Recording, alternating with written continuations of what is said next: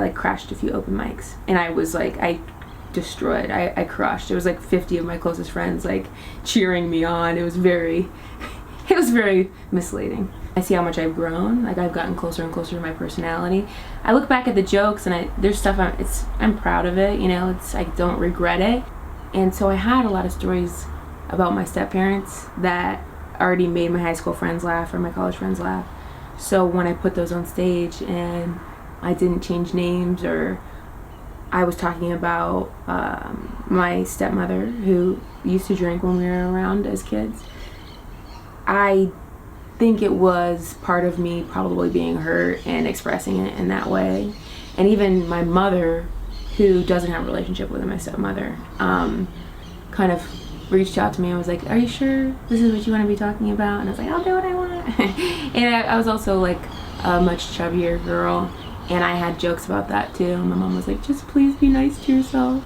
I think over time I realized that I was probably hurting, and that's why I talked about those things. But and eventually I worked it out of my act. I experienced a relationship recently with another person who was in comedy, and that's been actually tough, because what I was dealing with I'd like to write jokes about, but they will be at the expense of that person. And so that's something I'm sort of currently dealing with, because how important is it to me? You know, the other question that comes up too is just like, how long does somebody have to pay for something that they've done? And can I move on, or did it help me move on and that's why I'm done with it?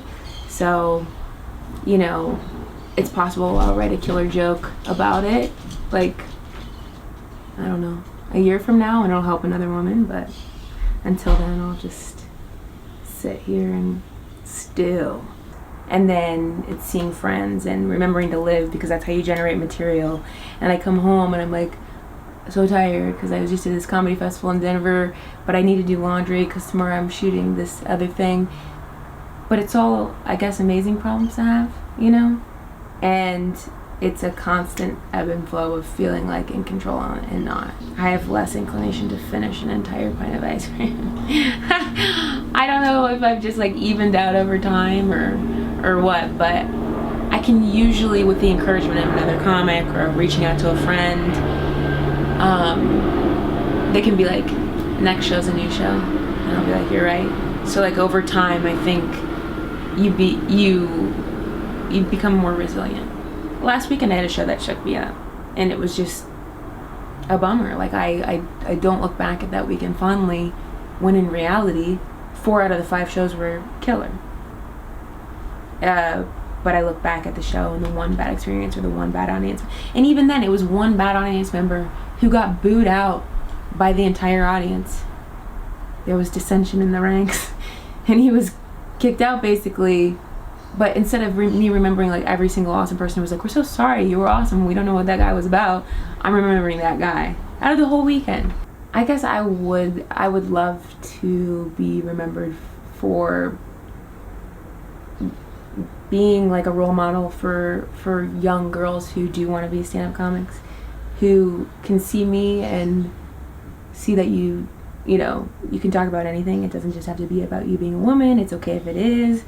I just remember being very cognizant of that. I basically talk about whatever I want now, but when I first started, I did find it important to sort of, I didn't want to be too sexual, I didn't want to be really dirty, I didn't want to be exhibitionist, I just want to be funny for who I am, you know?